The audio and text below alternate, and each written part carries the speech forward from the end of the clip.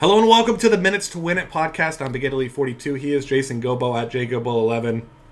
Got some key injuries for tonight. Some guys that are going to see upgrades in minutes. Starting lineup. Starting off with the most important one, Anthony Davis listed as doubtful.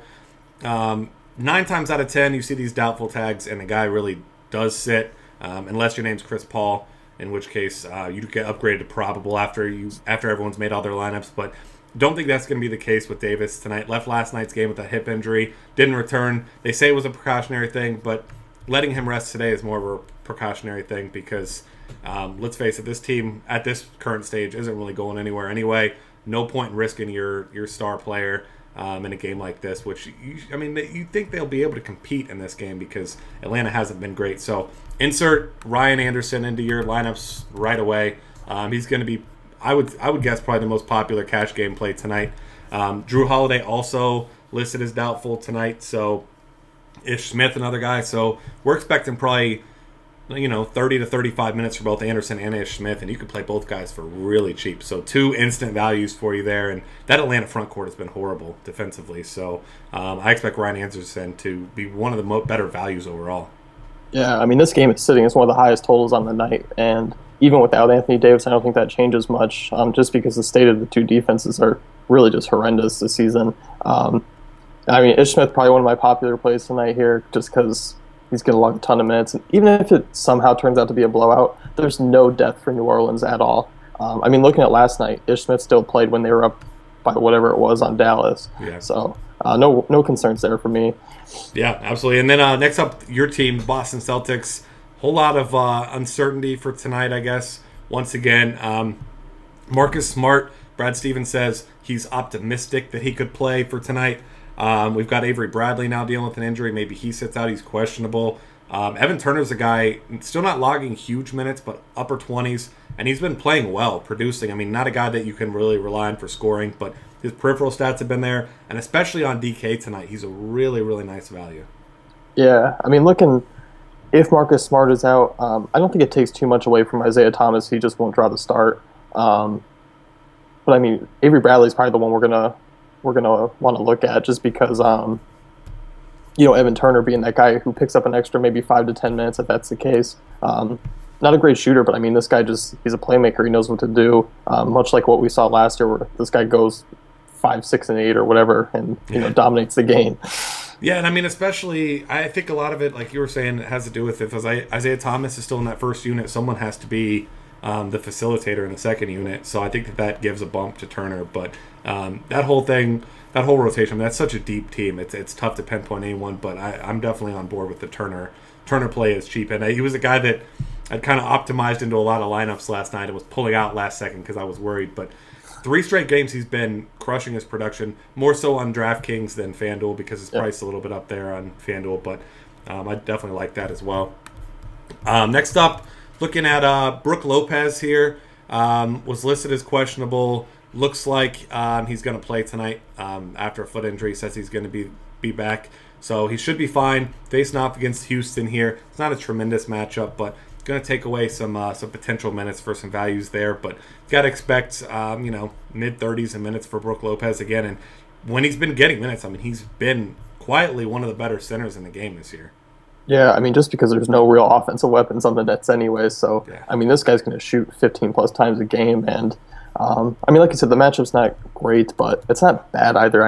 Even if Dwight Howard's back tonight, which he should be, but you never know with him. Still a decent matchup, but for his price, I'm probably looking at other guys around the area. Yeah. Another guy to mention here, Pat Beverley, missed shoot-around, expected to play tonight. Not a guy that's really relevant as far as himself being a DFS player, but somewhat relevant considering he is a good defender and can take away some potential for guys like Jarrett Jack. But really that's just we should probably tell you about it because it's in the news kind of thing. Yeah. Not much to actually see there. Yeah, he's supposed to be behind Ty Lawson, but could probably sneak his way into 15, 20 minutes tonight. With Jack playing big minutes, he would see probably a healthy dose of Beverley, which would scare me off Jack quite a bit. Yeah, and then elsewhere on this same team, the Houston Rockets finally looks like Terrence Jones may come back. McHale wouldn't say whether or not he'd be in the starting lineup. I don't think it necessarily matters a lot there. it's a good matchup for him regardless whether he comes off the bench or he plays fully in the starting lineup. So we'll see how many minutes. Hopefully we get some sort of indication about the amount of minutes that he'll see, whether he'll come off the bench or not. But as we know, Brooklyn not a good defensive team, so Terrence Jones in a fine spot here if he does return tonight. Yeah, I mean, that's going to be one of the things I keep an eye on close to tip-off. Unfortunately, we're not going to know until probably 15 minutes before 8 o'clock, so it'll be a problem if that's the case. And I don't think Mikhail's ever been actually too great in relaying information to us in the past. Yeah, and Marcus Thornton is the guy who's been a really popular value play, playing a ton of minutes and producing as well. Got to imagine he's the one that takes the biggest hit with Jones returning, so especially considering his price is creeping up. He's over $5,000 on DraftKings now. I mean, he is, at best, tournament-only option for me tonight if Jones definitely does return. He's at least close to a full complement of minutes. Yeah, I'm with you there. I mean, he's been good, but matchup price, all that stuff, probably going to disappear a little bit tonight. Yeah, I mean, if he's not scoring, taking a lot of shots, he doesn't have much value in those peripheral stats. So Nerlens Noel going to be out for tonight once again. So fire up your Jeremy Grant shares. Fortunately, this is early in the day. We know about this, not last minute. But Jeremy Grant played well. 29 minutes, had almost 24 DraftKings points. So he was fine. He's a guy who's going to be a fairly popular value as well. Richaun Holmes, I'm not sure how you say it. Richaun. Saw 28 minutes last game.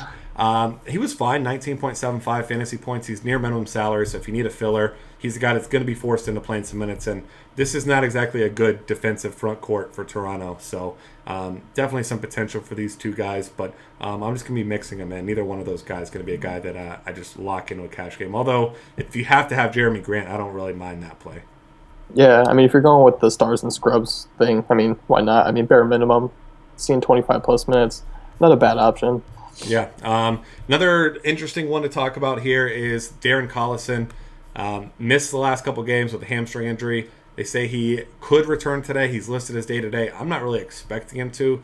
I tend to think that on these hamstring injuries, especially with a basketball player, you're going to sit out one more game than you would originally anticipated because, I mean, you know this, how these things are with the hamstring. You come back too soon, all of a sudden it's a bigger problem. Rajon Rondo played all 48 minutes against the Spurs last time out.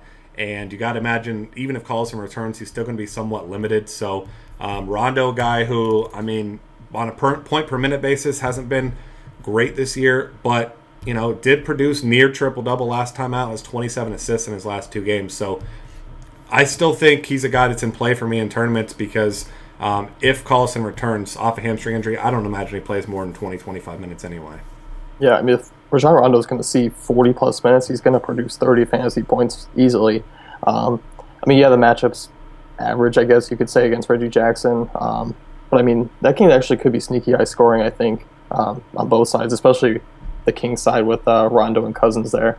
Yeah, and, I mean, Rondo's up there with Evan Turner as an argument for worst jumper in all of basketball. So I'll have to see a side-by-side and see, but they both, I mean, really ugly jumpers. You don't every time you see one of these two guys take a jump shot, you just kind of cringe and you just hope for the best. He's shooting 18% from three. It's making progress from last season. Hey, it's only up from there, right? You can't get much worse than 18%. You get 18% in pretty much anything in life, and you're going to have to do a little bit better than that. Speaking of doing a little bit better, Kobe Bryant, dealing with a back injury, questionable for tonight. Hasn't had a whole lot of value anyway, and he's been right around 20 to 28 fantasy points each night anyway. Taking a ton of shots, missing most of them. 31, 31, 36, 20% in his last four games.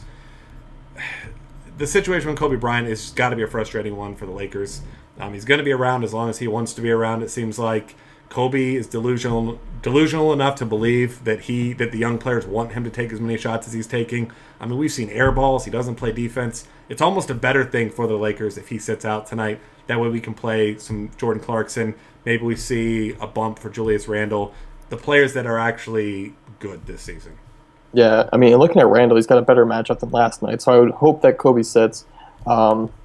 Maybe we do see the Randle show in the future of LA take over tonight because, I mean, the matchup against Orlando is pretty decent for a couple players there in the rotation. But if Kobe comes back, it definitely limits them a little bit for me just because him shooting 45 times a game. Yeah, unfortunately for Kobe, I mean, he's still going to be on TV tonight, even if he doesn't play. So, I mean, he gets what he wants. He gets the attention. So, somebody's still going to be looking at him. I know a guy that you're a big fan of, and I mean, it's hard not to love him tonight. Greg Monroe against Denver. I mean, any competent big man against Denver is going to be in play. Monroe did what he does against Boston. A subpar front court there. Now he gets, your ideal matchup, and Greg Monroe, no one seems to be talking about the guy, but he's been incredible this season, averaging 18 and 9, 3 assists a game as well. So while everyone tonight is flocking to Andre Drummond's, DeMarcus Cousins, all the other, Jahlil Okafor, Greg Monroe might be the guy that, I guess more so on FanDuel where he's actually a center, but on DraftKings he's power forward. Going to be kind of lower owned tonight, you would imagine, and I'm all aboard taking advantage of Greg Monroe here. He should see his 35 minutes, and I mean, it's a phenomenal matchup. Yeah, I mean, Jabari Parker's not supposed to be back tonight, just being the back-to-back. Not that it has a minute's effect, but he'll get a couple more shots in there. I mean, he's just been consistent, shooting 54% from the field, and I mean, like you said, 18 and 9 there. The guy's just been lights out, and he's even throwing up a couple blocks and a couple steals from time to time, which is nice too. Kind of adds to the upside there. Yeah, absolutely. And then it looks like Festus Ezeli is going to start once again, even with Andrew Bogut back. As far as minutes go, it's still low 20s a minute. Not a whole lot to see there, but that's just something to keep of note for tonight as well. And that's going to wrap things up for us here. Find us on Twitter at DF Cafe. Subscribe to our YouTube channel and check out the rest of our great content at dailyfantasycafe.com.